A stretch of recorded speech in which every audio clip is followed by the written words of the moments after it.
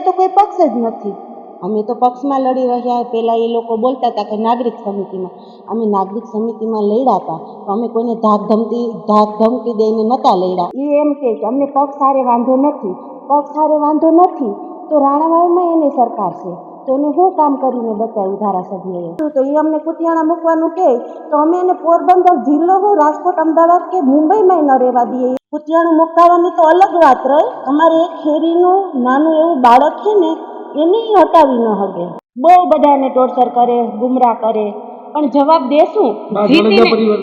જાડેજા પરિવારના છે, હિરલબા છે. હાલો, હું એમ કઈ કોઈથી ડરતી નથી. એ કે અમે જાડેજા છે, આમ છે તેમ. એ જી હોય, અમે પણ વડોદરા અને અમારી ફેમિલી પણ કોટડાવાળી ગેંગ છે. એક બાજુ બાહુબલી નેતાની છાપ ધરાવતા કાંધલ જાડેજાનો પરિવાર મેદાને છે, તો બીજી તરફ કોટડા પરિવાર જે કહેવાય છે ઢેલીબેન ઓડેદરાના પુત્ર વધુ આપણી સાથે છે. બંને જે પરિવારો છે આમ સામે ચૂંટણી લડી રહ્યા છે. આ ચૂંટણી કઈ પ્રકારની છે તે લોકો જ સમજે છે. એક બાજુ કહેવાય છે કે પારિવારિક ચૂંટણી છે, તો બીજી બાજુ પક્ષપાતની ચૂંટણી પણ ઢેલીબેન વર્તાવી રહ્યા છે. શું કહેશો બેન? પ્રથમ વખત ચૂંટણીમાં ઝંપલાવ્યું છે, કેવો પ્રચાર ચાલે છે? લોકો કેવી માંગણીઓ કરે છે? લોકોની માંગણી એવી છે કે જે મારી માના કામ કરેલા હે બહુ વ્યવસ્થિત છે, લોકોને બહુ વ્યવસ્થિત જવાબ આપે છે. અમે ઘરના સભ્ય પણ જવાબ આપીએ. તો અમુક વોર્ડમાં એવી માગણી હતી કે માં તમારા ઘરનો અમને એક સભ્ય આપો, એટલે અમારે આપવો પડ્યો. બોલ, સામેવાળા લોકોને સભ્ય તો ગોતવા પડ્યા, ગોતીને હારે સાથે આમ લઈ ગયા, ઘણી જગ્યાએ લઈ ગયા. અમે એવું નથી કર્યું.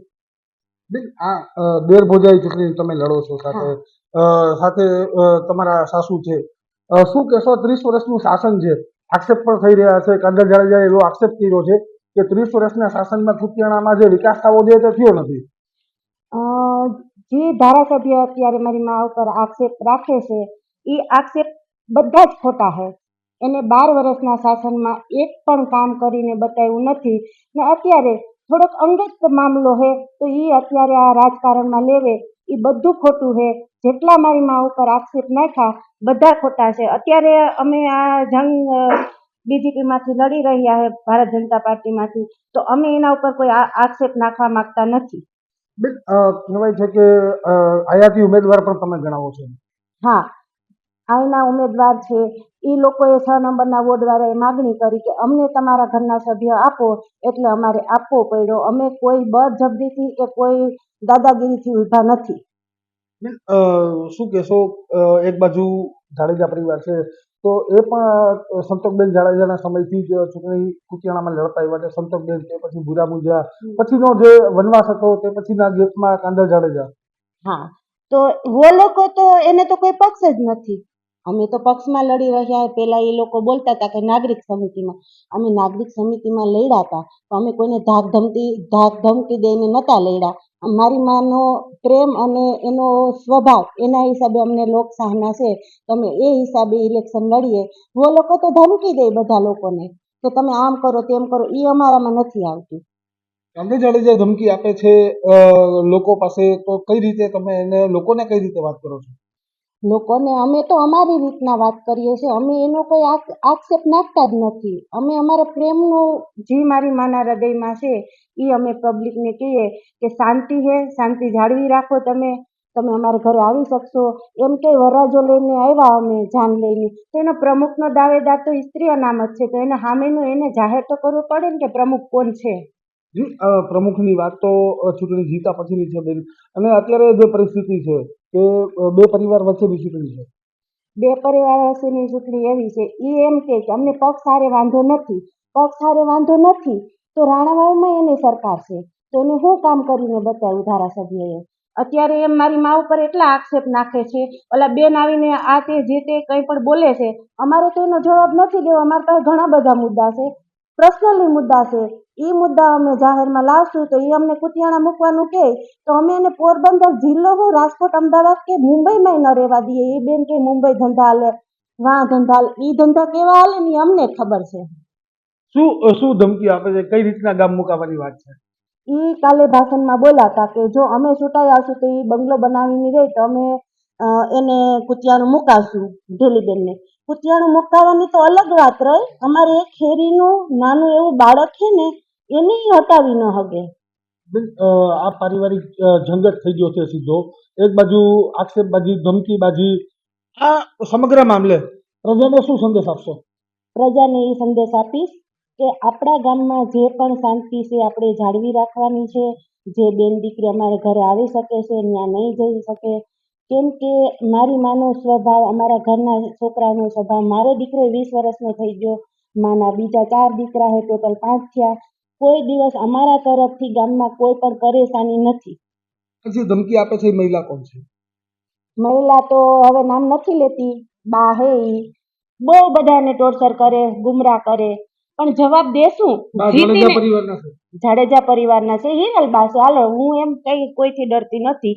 ઈ અમારા ઉપર ઘણા આક્ષેપ નાખે, તો ઈ અમારે થોડીક ભાષણમાં બોલતા હતા તે, તો ઈ પોરબંદર અમારા ફેમિલીમાં ગયા, તો ઈ તો અલગ છે, અમારું કુતિયાણાનું અલગ છે પ્રોપર. ઈ તો પોરબંદરનો દાખલો કાંઈ લેવાનો આવતો જ નથી ને પોતે જંગમાં ઉતરા આ શબ્દ બોલે તો એ બધું ખોટું છે. જી બેન, આ તમામ જે બાબતો છે કે ધાક ધમકી, આ પ્રચાર પ્રસાર, આક્ષેપબાજી, પણ જાડેજા પરિવારે એવા પણ આક્ષેપ કર્યા છે કે પ્રાથમિક સુવિધા જે હોવી જોઈએ, આપ મહિલા છો તો લાઇટ, પાણી, રોડ, રસ્તા, આ બધા આક્ષેપ કર્યા છે. ગુંડાગર્દી તમારી કુતિયાણાની અંદર છે, જલીબેનનો પરિવાર ગુંડાગર્દી કરે છે. ગુંડાગર્દીની વાત તો અલગ રહી ભાઈ. પેલી વાત તો એ કે મારી માએ લાઇટ, પાણી, રસ્તા કે નગરપાલિકાનું કોઈ પણ નાનું મોટું કામ હોય વ્યવસ્થિત કરી આપ્યું છે. મારી માં હાજર ન હોય તમારા ફેમિલીમાંથી કોઈ પણ એને એ લોકોને નિરાશ થઈને ઘરેથી બહાર જવા દેતા નથી, કેમ કે અમારે જાળવી રાખવું ને જાળવી રાખ્યું છે. એ લોકો ગમે એવા આક્ષેપ કરે, અમે નહીં કરીએ, અમે એના જેવા નથી. ગુંડાગીરી તો એ લોકો કરે, અમે નથી કરતા. ગુંડાગીરી કરે, અત્યારે 20 ગાડી લઈને નીકળે, કોઈને એમ કે આમ કરજો તેમ કરજો, એ અમે નથી કર્યું. કોઈ પણ પબ્લિકને ઘરે જઈને તમે અલગથી ન્યૂઝ લઈ આવજો કે તમને બેનના છોકરાએ કે બેનને કોઈ તમને કોઈ દી ધમકી આપી. આ લોકોની તો અમારી પાસે પ્રોપરી મુદ્દા છે. અમે અત્યારે તો નહીં પણ ઇલેક્શન જીતી જાય હું ને મારી જીતવાની ખાસ એવી મારી માના કામ બોલે એટલે અમે જીતશું ને અમારી 24 સીટનું કે આવશે, પણ 20 તો આવશે આવશે આવશે જ. બેન, એ એવું પણ કહે છે કે મારો જે ધારાસભાનો પગાર આવે છે હું વિકાસના કામમાં વાપરી નાખું છું, ઘરમાં નથી નાખું. એ તો અલગ વાત છે, એ જે કરતા હોય. અમારા પ્રોપરી કુતિયાણામાં એ લોકોએ મેર સમાજમાં એક બ્લોક 500 ફૂટ પથરાવી દીધા ને એક આપણે રોડે જાય SM જાડેજા સ્કૂલની સામે ને એક જ ઝૂંપડી બનાવેલી છે, બાકી ક્યાંય નહીં. પછી હા આવે જ્યારે ઇલેક્શન આવવાનું હોય ત્યારે નવરાત્રિમાં એક ગરબીમાં આટો મારી જાય, જેથી 5 વર્ષ પૂરા થાય તે દી ને અત્યારે ઘણો માહોલ હાલતો હોય, ત્યાં જઈને નમસ્તે કરે, આ કરે તે કરે, માણસને ગુમરાહ કરવાનો એનો બહુ જ મતલબ છે કે ધમકી આ તે બધું એવું કરવા માટે, એ ગુમરાહ કરવા માટે કે અમારા ઓલામાં ઉતરી જાય તો અમને વોટ આપે. વોટ તો પબ્લિકને જેને દેવો હશે એને જ આપશે. બેન, આ ચૂંટણીને લઈને તમે સામે પક્ષને કેવો પડકાર આપશો? પડકાર તો ટક્કરનો આપશું. એ કહે કે અમે જાડેજા છે, આમ છે તેમ, એ જે હોય. અમે પણ વડોદરા અને અમારી ફેમિલી પણ કોટડાવાળી ગેંગ છે, પણ અમે ગેંગ તરીકે નહીં, અમે ઇન્સાન તરીકે લડીએ. અમે નરેન્દ્ર મોદીના સાહેબના પક્ષ તરફથી લડીએ, એટલે અમે પક્ષના હિસાબે અમે શાંતિથી લડીએ. એ લોકોને ફૂલ દાદાગીરી કરે કરવી ભલે કરે, એ એની ઈચ્છા, બાકી અમારી ઈચ્છા અમારે શાંતિથી લડવી. અમારી બિન દીકરી સલામત છે, અમારા ગામમાં કોઈ પણ પ્રોબ્લેમ નથી. વેપારી ભાઈઓ કે કોઈ પણ કોઈ દિવસ રાવ આવી નથી. કોઈ કામ નાનું મોટું હોય તો મા એને જવાબ આપે છે. મારી માએ ફૂલ મહેનતથી એને કામ કર્યું છે. આખરી મુદ્દો બેન, છેલ્લો સવાલ કે હવે જે પ્રચાર ચાલી રહ્યો છે, પ્રચાર પડઘમ આવતીકાલે બંધ થઈ જવાના છે, શું કહેશો? આ પ્રચાર પડઘમનો પડઘો કેવો રહેશે? આ પ્રસારનો પડઘો તો એકદમ બહુ જ સારો રહેવાનો છે.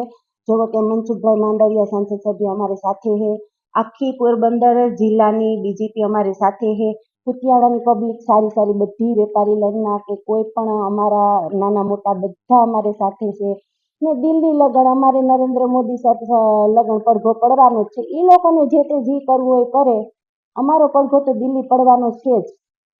જી, ચોક્કસથી હતા ધલીબેનના પુત્રવધુ, જેને સીધી વાત કરી છે કે સામે ગુંડાગર્દી જેવું રાજકારણ ચાલી રહ્યું છે, તેની સામે સીધો પડકાર છે અને આવનારી ચૂંટણીની અંદર જે મતદાન થવાનું છે, મતદાનની અંદર 20 થી 24 સીટ જે છે તે ડેલીબેનનો પરિવાર લઈ જશે તેવી વાત કરવામાં આવી છે.